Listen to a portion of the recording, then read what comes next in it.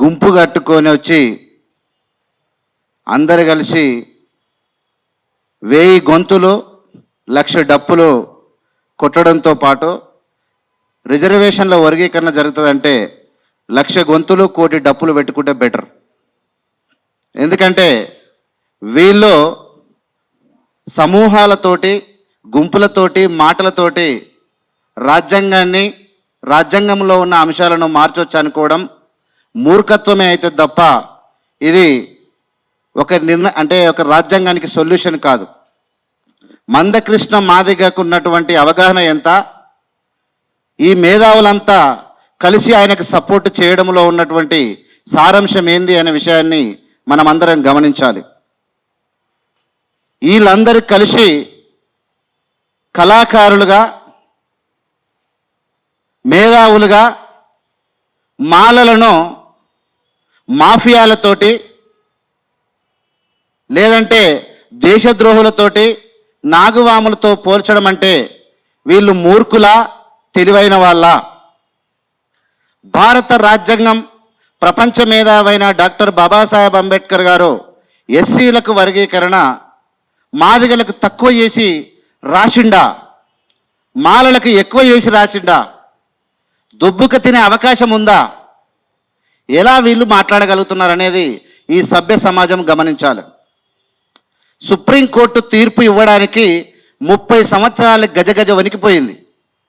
ఎన్ని పార్టీలన్నీ కలిసి ఎంతమంది జడ్జీల కాళ్ళు మొక్కినా ఎవడు కూడా తీర్పు ఇవ్వలేకపోయాడు. కారణం ఏంటంటే రాజ్యాంగంలో రిజర్వేషన్లలో వర్గీకరణ లేదు. వర్గీకరణ లేనప్పుడు ఈ నరేంద్ర మోడీ తొందరపడి నాలుక కరుచుకొని పరిశాన్లో పడ్డాడు. ఒకవేళ వర్గీకరణ చేస్తే తెల్లారి కుప్పగూలిపోయే నరేంద్ర మోడీ తోక ముడుచుకొని ఇంట్లో వండుకున్నాడు. పార్లమెంట్లో మేము ఒక్క క్వశ్చన్కు వర్గీకరణ చెయ్యము, దాని జోలికి పోమని బీజేపీ చెప్పింది. ఈ సిగ్గు తప్పిన వాళ్ళు ఇంకా కూడా ఈ టెక్నాలజీ యుగంలో కూడా బ్లాక్మెయిల్ రాజకీయాలు తెలంగాణ ఆంధ్ర రాష్ట్రంలో జరుగుతున్నాయంటే యావత్ సమాజం సిగ్గుతో తలదించుకుంటుంది. ఎలా మాట్లాడతారా? ఎలా వర్గీకరణ కాదు జరిగింది, రిజర్వేషన్ల వర్గీకరణ జరగలేదు. వీళ్ళు అడుగుతున్నారు కదా, తీసుకోండి ఎంపరికల్ డాటా అన్నారు. మాదిగలు ఎంతమంది డాక్టర్లు ఉన్నారు, ఎంతమంది ఇంజనీర్లు ఉన్నారు, ఎంతమంది లాయర్లు ఉన్నారు, ఎంతమంది కోటీశ్వర్లు ఉన్నారు, ఎంతమంది ఇల్లు లేని నిరుపేదలు ఉన్నారు, సేమ్ మాలలు ఎంతమంది ఉన్నారు. పేదలను గుర్తించమని సుప్రీంకోర్టు చెప్తే తీర్పు వచ్చింది, తినకాడి బుక్క గుంజుకున్నారంట. సిగ్గు లేకుండా మాట్లాడేటువంటి మాటలకు మనువాదులతో పోల్చి మీటింగులు పెట్టి డప్పులు కొట్టి డ్రామాలు చేసి మాలల మీద మన్ను పోసి కష్టపడి, మనకు తెలుసు ఒలింపిక్ గేమ్స్లో ఆటల పోటీలు, పరీక్షల పోటీలతో తెచ్చుకొని మానవ జ్ఞానం, మానవ నైజం, మానవులు అందరూ కలిసి ఐక్యంగా కావాల్సిన ప్రపంచ గేములు జరిగితే టాలెంట్ పోయి పరీక్ష రాసి వస్తే మాలలను మనువాదులు చేసి అమాయకులమైనటువంటి మాదలను 30 ఏళ్ళుగా అనరాని మాటలు అంటూ చిత్రహింసలు పెడుతురుగా దుర్మార్గులారా. మీరు పాటలు పాడి ఎన్ని పాటలు పాడితే నేను ఒక్కటే అడుగుతున్నా, ఎవరినో దోసుకున్న వాళ్ళని ఒక 100 మందిని తీసుకొచ్చి రోడ్డు మీద పడేయండి.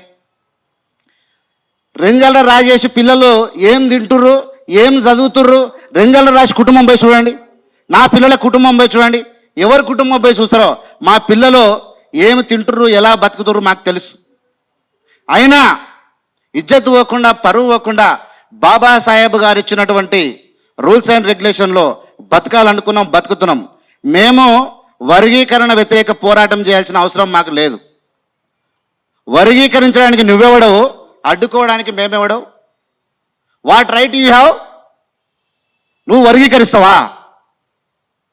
సుప్రీంకోర్టు ప్రధాన న్యాయమూర్తులకు వర్గీకరించే హక్కు లేదు, నీ పార్లమెంటుకు లేదు. మరి మేము ఎట్లా అడ్డుకుంటాం? నువ్వెవడు అసలు వర్గీకరించడానికేవాడు? నువ్వెవడు అంటున్నా? కాన్స్టిట్యూషన్లో ఏముంది? ప్రియాంబుల్ ఏం చెప్తా ఉంది? ప్రియాంబుల్ ఏం చెప్తుంది అంటున్నా?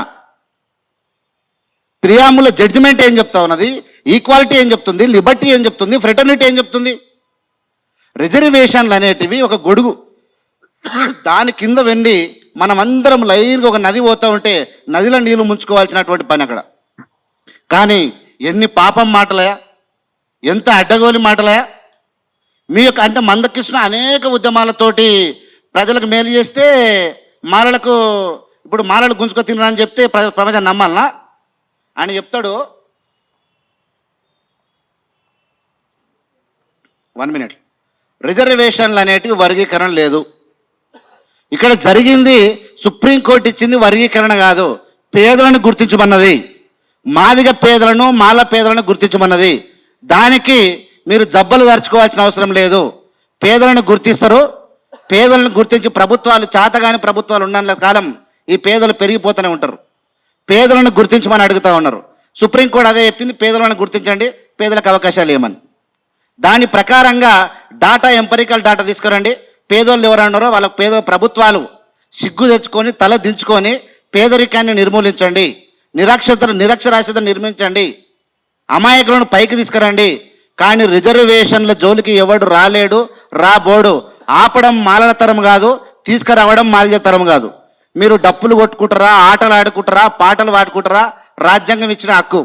365 రోజులు 1 కోటి మంది వచ్చి ట్యాంక్ బండ్ల మీద ఆటలు ఆడుకోండి, పాటలు పాడుకోండి, మాలని తిట్టుకుంటారా, మీ ఇష్టం అది. దాని తర్వాత కౌంటర్ ఉంటుంది. కానీ రాజ్యాంగం ఏం చెప్తా ఉంది, మీకు కనీసం సిగ్గు అనిపించాలి. 75% మాదిగలు మేధావులంతా కలిసి చెప్తా ఉన్నారా బాబు వర్గీకరణ లేదని. మా వాళ్ళకు పని లేక బీజేపీని తెలంగాణలో అధికారంలో తీసుకురావడానికి మీరు ఆడుతున్నటువంటి డ్రామాలో సభ్య సమాజానికి తెలిసిపోయింది. లాస్ట్గా ఒక మాట, బీసీలలో ఉన్నటువంటి ప్రొఫెసర్లు, మేధావులు, కొంతమంది 2 డ్రామా ఆర్టిస్టులు, బ్లాక్ మెయిలర్స్ వచ్చి మీరిద్దరు మాదిగల తరపున కూర్చొని డబ్బాలు కొడితే భయపడడానికి ఇక్కడ పిరికి వాళ్ళు ఎవడు లేడు, రాజ్యాంగం తెలియనోడు ఎవరు లేడు. మీ ఆటలు బంద్ చేసి తలుపు తాళం పెట్టుకొని మూసుకోండి. ఒకవేళ రాజ్యాంగం ఏమన్నా చేయదు ఉంటే, అంబేద్కర్ గారు చేసేది ఉంటే ఎప్పుడో రాజ్యాంగంలో రాసేవాడు సుప్రీంకోర్టు చేసేది. అవి చెయ్యనివే. ఇవాళ సుప్రీంకోర్టు చేసినా దొంగ నాటకాలే, ఇంకెవడు మాట్లాడినా బ్లాక్మెయిలే. ఈ బ్లాక్మెయిల్ గాళ్లను ప్రపంచం అబ్జర్వ్ చేస్తూ ఉంది. మీ కథలు ముగిసిపోతాయి. లాస్ట్కు తలుపు తాళం పెట్టుకొని ఇంట్లో వండుకునే వరకు మీరు ఎంత ఎగిరితే అంత పరువు పోతుంది తప్ప ఇంకోటి కాదు. ఖచ్చితంగా మేము ఎంజాయ్ చేస్తూ ఉన్నాం. మాదిగా యువకులు ఎవరైతే పాటలు పాడుతుర్రో, ఎవరైతే డప్పులు కొడుతుర్రో వాళ్ళ మ్యూజిక్ని, వాళ్ళ పాటలు మేము ఎంజాయ్ చేస్తూ ఉన్నాం. We are loving them, we support them. ఖచ్చితంగా వాళ్ళ టాలెంట్ని మేము అభినందిస్తాం. ఈరోజు ప్రారంభిస్తున్న సమయంలో మా కళాకారుల వద్ద 100 డప్పులు ఉన్నాయి. ఈరోజు ప్రచారాన్ని ప్రారంభిస్తున్న సమయంలో మా కళా బృందాల వద్ద 100 డప్పులు ఉన్నాయి. 10 బలమైన గొంతుకలు ఉన్నాయి. ఇవి జనంలోకి వెళ్ళి జనాన్ని సమీకరించే ఉద్దేశంలో భాగంగా, ప్రతి ఇంట్లో ఉండబడే డప్పును సమీకరించడంలో భాగంగా, ప్రతి కళాకారుని సమీకరించడంలో భాగంగా ఈ నెల రోజులు ఉమ్మడి జిల్లాలో ఉండబడే, తెలంగాణలో ఉండబడే, ఉమ్మడి 10 జిల్లాలో ఉండబడే అన్ని మండలాలకు, అన్ని గ్రామాలకు ప్రచార యాత్రలు చేరి తిరిగి నెల రోజుల్లో 1,00,000 డప్పులతో తిరిగి వస్తారు. 10 మంది కళాకారుల బృందాలు జిల్లాలకు వెళుతున్నాయి. వాళ్ళు 1000 కళాకారులుగా తిరిగి వస్తారు. 100 డప్పులతో గ్రామాలకు, రాష్ట్రానికి వెళుతున్నారు. వాళ్ళు 1,00,000 డప్పులతో తిరిగి వస్తారు. 1,00,000 డప్పులతో హైదరాబాద్ నగరంలో మేమేసే దండోరా, మా గుండె చప్పుడు వర్గీకరణ మీద ఇంకా జాప్యం చేస్తే అది ఆగ్రహంగా మారుతుంది. వర్గీకరణకు సంబంధించిన త్వరగా అమలు చేస్తే అది విజయోత్సవంగా మారుతుంది. మేము కాంగ్రెస్ నేతలకు, గౌరవ ముఖ్యమంత్రి రేవంత్ రెడ్డి గారికి విజ్ఞప్తి చేస్తున్నాం. సూత్రరీత్యా కాంగ్రెస్ పార్టీ వర్గీకరణకు అనుకూలమని ఇప్పటికీ మేము నమ్ముతున్నాం. సూత్రరీత్యా ఎస్సీ రిజర్వేషన్ల వర్గీకరణకు కాంగ్రెస్ పార్టీ అధిష్టానం, తెలంగాణ ముఖ్యమంత్రి వర్గీకరణకు అనుకూలమని విశ్వసిస్తున్నాం. దానికి ప్రధాన కారణం, ఈ దేశంలో 1975లో పంజాబ్ ప్రభుత్వం, కాంగ్రెస్ ప్రభుత్వం, జైల్ సింగ్ గారు ముఖ్యమంత్రి ఉన్న కాలంలోనే ఎస్సీ వర్గీకరణ చేసింది. భారతదేశంలో ఎస్సీ వర్గీకరణ చేసిన తొలి రాష్ట్రం కాంగ్రెస్ ప్రభుత్వమే పంజాబ్లో. అదే సమయంలో యూపీఏ ప్రభుత్వం ఉన్నప్పుడే, మేడం శ్రీమతి సోనియా గాంధీ గారు యూపీఏ చైర్పర్సన్ ఉన్నప్పుడే గౌరవ మాజీ ప్రధానమంత్రి స్వర్గీయ మన్మోహన్ సింగ్ గారు ప్రధానమంత్రిగా ఉన్నప్పుడే ఎస్సీ వర్గీకరణ మీద జస్టిస్ ఉషా మేరా కమిషన్ నియమించడం జరిగింది. అదే సమయంలో కాంగ్రెస్ పార్టీ జాతీయ అధ్యక్షుడి హోదాలో ఉన్నప్పుడే సోదరులు రాహుల్ గాంధీ గారు ఎస్సీ వర్గీకరణ మేము చేస్తామని చెప్పి 2018 గద్వాలకు వచ్చిన సమయంలో ఎన్నికల సమయంలో స్పష్టంగా బహిరంగ సభలో వేదిక మీద మాట్లాడడం జరిగింది. అదే సమయంలో ఎడిటర్స్ మీటింగ్లో హైదరాబాద్లో రాహుల్ గాంధీ గారు ఎస్సీ వర్గీకరణకు కట్టుబడి ఉన్నామని చెప్పి మాట్లాడడం జరిగింది.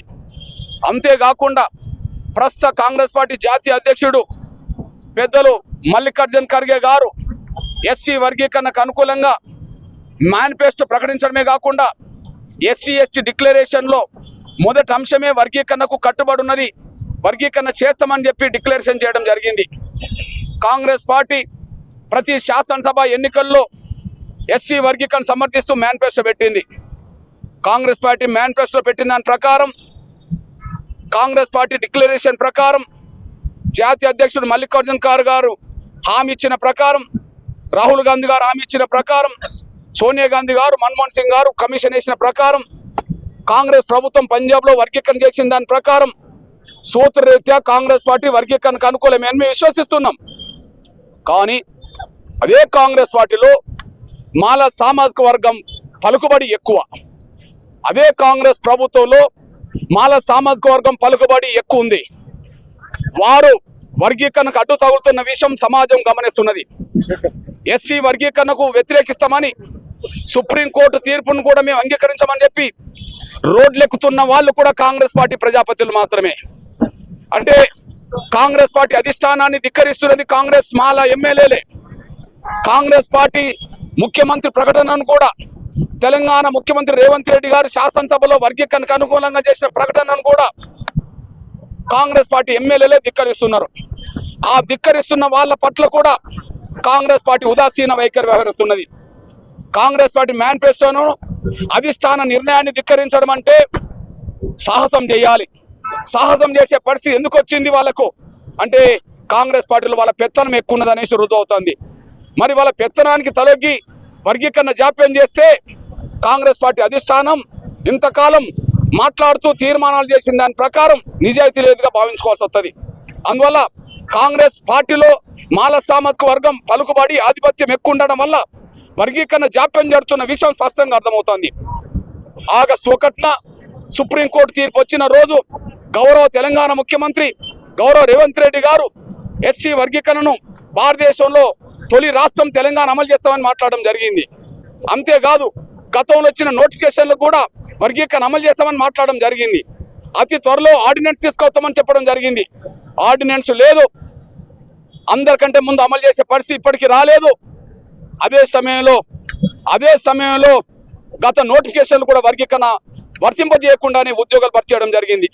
ఈ విధంగా జాప్యానికి కారణం, అదే సమయంలో వర్గీకరణ లేకుండానే టీచర్ పోస్టులు భర్తీ చేయడానికి కారణం, గ్రూప్ 1, గ్రూప్ 2, గ్రూప్ 3 భర్తీ చేసే ప్రక్రియలో కాంగ్రెస్ ప్రభుత్వం ముందుకెళ్లడానికి కారణం కాంగ్రెస్ పార్టీలో మాల సామాజిక వర్గ పలుకుబడికి తలొగ్గి ఇచ్చిన హామీ నిలబెట్టుకోకుండా జాప్యం చేసే కుట్రలు, అదే సమయంలో మాదిగలకు అన్యాయం చేసే ప్రయత్నాలు జరుగుతున్నాయి. దీన్ని మేము నిరసిస్తున్నాం. మేము సూత్రరీత్యా కాంగ్రెస్ పార్టీ వర్గీకరణకు అనుకూలమని ఎంత విశ్వసిస్తున్నామో, కాంగ్రెస్ పార్టీలోనే మాలల ఆధిపత్యం ఎక్కువ ఉండడం వల్ల వాళ్ళ ఆధిపత్యానికి తలొగ్గి కాంగ్రెస్ పార్టీ ముఖ్యమంత్రి ఇచ్చిన మాట నిలబెట్టుకోలేదనే విషయం అర్థమవుతున్న సమయంలోనే మా ఆవేదన, మా ఆకాంక్షలు వర్గీకరణ జరగబోతే మా ఆగ్రహం ఖచ్చితంగా ఫిబ్రవరి 7న లక్షల డప్పులతో మా ఆగ్రహమైనా తెలియజేస్తాం, మా ఆవేదన తెలియజేస్తాం.